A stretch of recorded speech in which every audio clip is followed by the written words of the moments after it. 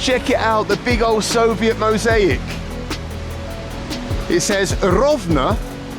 Rovna is what Rivna used to be called before they changed it after independence to Ukrainianize the name. It says 1283 to 1983, a big old Soviet mosaic. Just think, the history of not just Rovna, 700 years, but of this land, this Ukrainian land.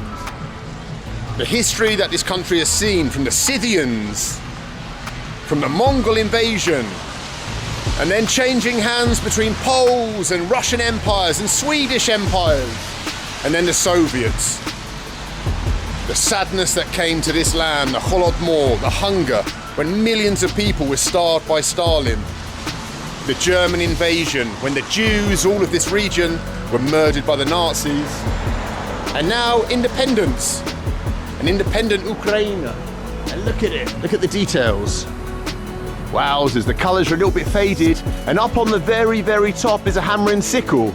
But the hammer and sickle up there has been chiselled away a little bit because with the decommunisation laws in the Ukraine, you can no longer display communist symbols here in the country. So the old hammer and sickle right up at the very top has been chiselled away somewhat. But still, it still remains here after all these years. Made in 1983. Wow, that was a different time.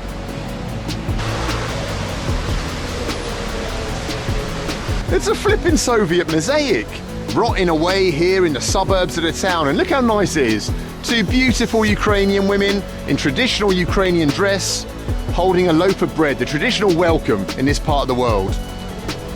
It's beautiful, and it represents to me not just the beauty of these two Ukrainian women, but Ukrainian people in general, who despite the hardships of life in towns like Rivne, where the average wage is $200 a month. Think about that. They've managed to retain their warmth and their jolliness and their openness, their friendliness. Not sure I could do that. So yeah, so this mosaic represents the Ukrainian people, a bunch of legends, men and women. Slava Ukraina.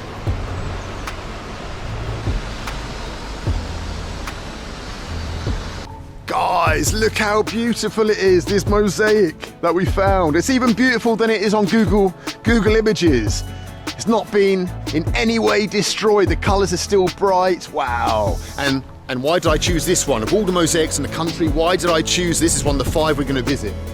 That's because it tells the story of a particular piece of Ukrainian history, and that is the end of the Second World War. Here we have the soldiers, they're returning to the village, being led into the village by their children, 2 little kids. And here on the right, we have the women of the village, the grandmothers, the sisters, the aunties that they left behind when they went to the front, and now they're greeting them back into the village with the bread, the traditional greeting here in Ukraine.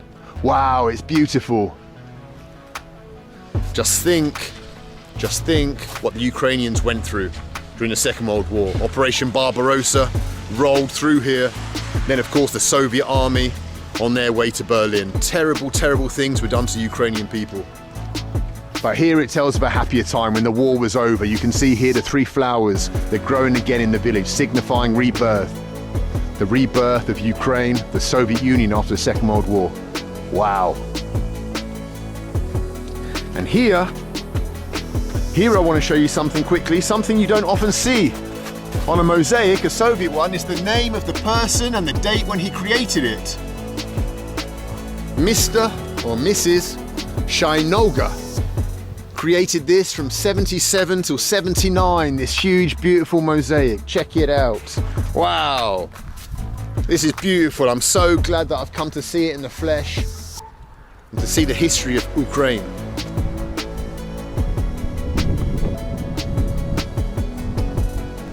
At the end of the war, in recognition for what the soldiers went through in the defense of the Soviet Union on that first day, Brest Fortress was named a hero fortress, along with 12 other cities: Smolensk, Murmansk, Tula, Kerch, Novorossiysk, Sevastopol, Odessa, Minsk, Kyiv, Volgograd, Leningrad, Moskva.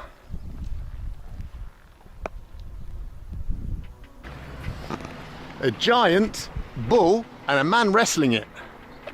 Look at that. Or is it a buffalo? Gobajova. Check it out.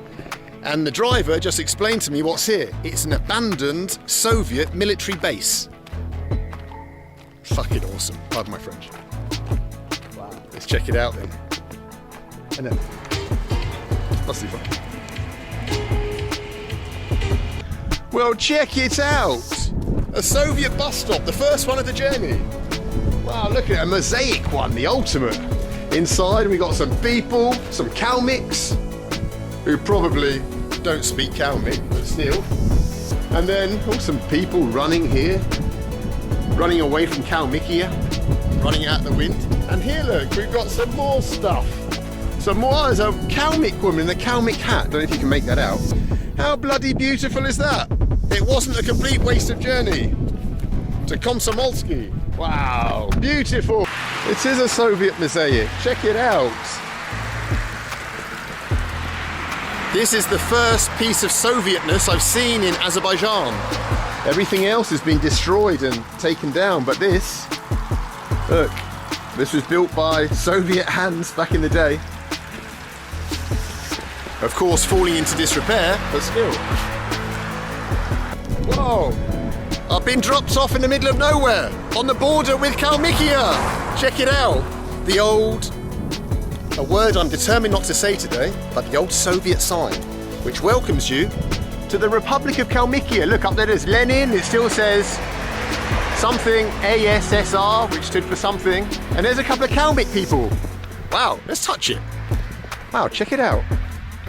I love it. Wow, my God. How bloody awesome is that? Let's have a look at this bus stop, because it's a perfectly preserved example of a mosaic. Look at it. Wow, what is it? Oh, okay, look. Here are the bombers coming over, and the tanks. And here are the dates of the battles in Elista, the capital of Kalmykia, on the 13th of August. In Khulkhuta, where we are now, where we just left, on the 31st of August, there was a battle. And these are the front lines. And these are the surrounding lines.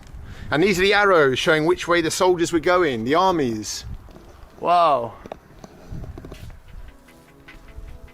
We're not far from Stalingrad, from Volgograd now, of course.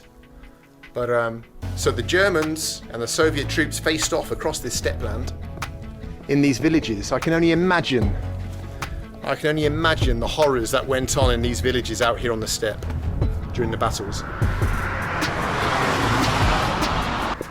Here we've got a really interesting communist statue in this random village here on the road to Ganja. It's an Oriental communist woman, probably Chinese, then a white Slavic dude, and then here we've got a black dude on the end with an afro. I suppose it represents the communist parties of Asia and Europe and Africa. I've never seen one of those before. What a random place to find it. Here we go. Look, basically, kolkhoz workers, the state farm workers, the women, and they're carrying up there the wheat and the fruit. Look at it. Still standing in this kind of place that time forgot, this old Soviet state farm. Look at it. On a summer's day, whilst Yuri Gagarin was staying down at sanatorium in the lower half of the valley, he hiked up here. It's okay, I can do it. Yabogu. He hiked up here. And he stood on this rock here. And afterwards, of course, the great Yuri Gagarin stood on this rock. They wanted to commemorate the moment. And so they brought someone to sculpt out of the rock Yuri Gagarin's face in his helmet and his general stars. Yes. The great Yuri Gagarin once stood on this rock. Spasibo, что показали. The Soviet Aeroflot mosaic advertisement. Wow. When I saw it on Instagram, I actually thought it was just a painting, but when you look up close, it's actually, they've taken the time to make an actual mosaic out of an advertisement. It's still got the telephone number for the local Aeroflot office. Let's call it and book some tickets out of this hell. Yeah, let's get out of Osh. Let's see if the number still works. But wow, look at it. Imagine going to the length for an advertisement to make it out of a mosaic. Look, Let me show you up the close-up detail. This is amazing. Look, it's an actual mosaic. Think how many hours or days or weeks or months it took to make that. Check it out. The amazing Aeroflot mosaic of Osh. Look what we have found. I think it's maybe the greatest wall mural art I've ever seen.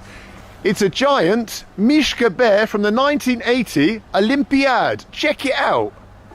Alinchik, what do you think? Stunning. Stunning. Masterpiece. Wow. Masterpiece. This is a masterpiece of Soviet wall art. You've got the emblem for the Moscow Olympics. You've got Mishka, who was the mascot of the Olympics, and then you've got 1980. Russian girls will do anything for a good photo.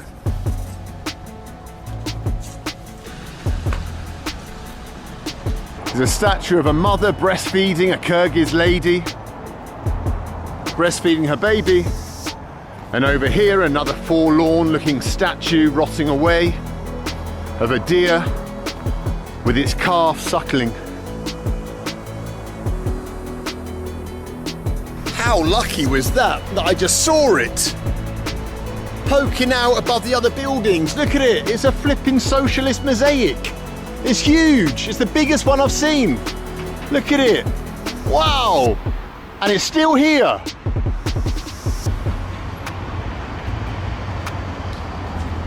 This bodes very well for our trip in Romania. If we found a mosaic in the first 5 minutes, there should be loads of them in this country. Woohoo! Wow, beautiful. Viva Romania. I almost said Viva Ceausescu, but I think that'd be a bit much.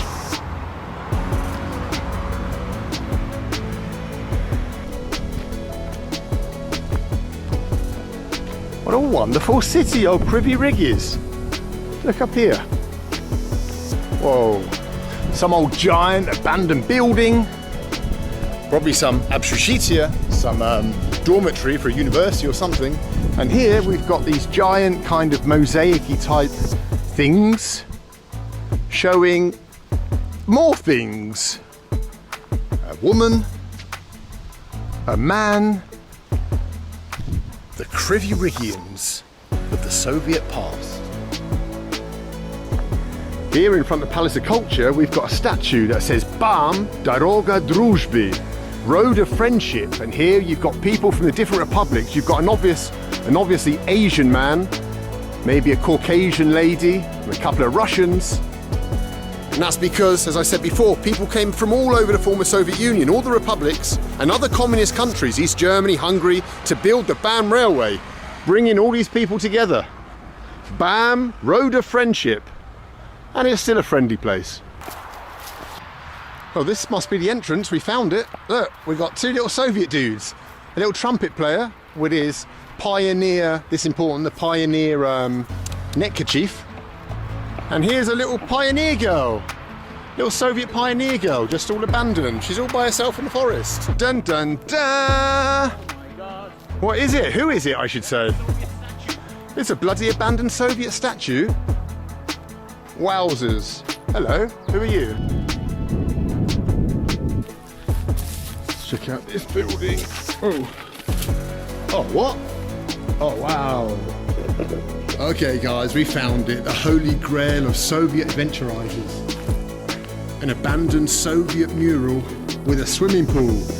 Wow, eat your heart out, bloody Chernobyl. Look at this. And it's still perfectly intact.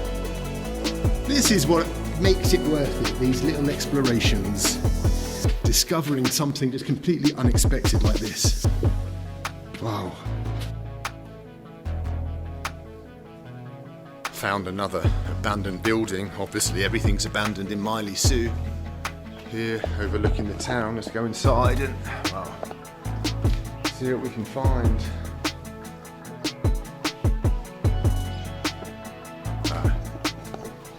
Some Soviet propaganda. Some kids off to school with their books studying. Here, the achievements of the Soviet Union. Man in space.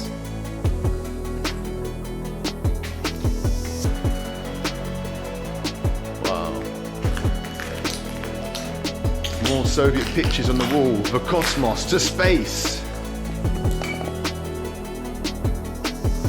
Here in the hills above the town of Milisu is a laboratory where they would have analysed the uranium that was coming out of the mountains. Here's a mural showing a couple of boffins. There you go, there's a man doing something or other with a stick, I don't know, and a woman holding some test tubes and some chemical formulations. I've jumped out the taxi at this Soviet bus stop. So I want to show you the inside of it and how it is with the mosaic. Look at these mosaics. These people here from the surrounding villages, see it? This would have been built probably in the 70s, maybe the 80s, and it's still standing. Now you may think that these are just random pictures, but they're not. All these mosaic bus stops across the former Soviet Union, they depict pictures or images from the surrounding area. So if a village is a farming village, then maybe they depict farmers. Now this one, here's a musician. Now this will be a Mari person, don't know if you can pick that out, the colours are faded, and there he is playing some kind of traditional instrument, and he's playing something as well with his hands. Wow, look at the colours here. This one's one of the better ones. This one is still being, well, it's windy. This is one of the better ones because it's still in quite good condition. Many of them now have been pulled apart and stuff, and people write on them and like graffiti them, and the stones fall off out the cement and they don't get what you would say in Russian, sachranil, to, what's it in English? Fuck. I've forgotten how to say it in English, but to preserve. Sachrani, to preserve. They haven't been preserved in many of the villages, but this one, just by good fortune, I suppose because it's not used very much, has still been preserved. Soviet mosaic bus stop, absolutely love them.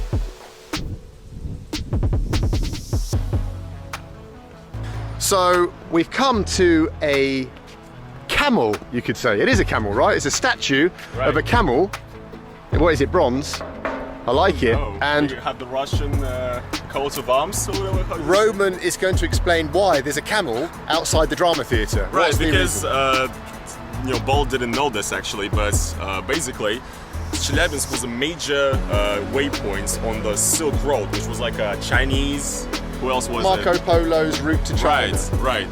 So Chelyabinsk was a major trade city back in the day. Now it's an industrial wasteland, maybe, but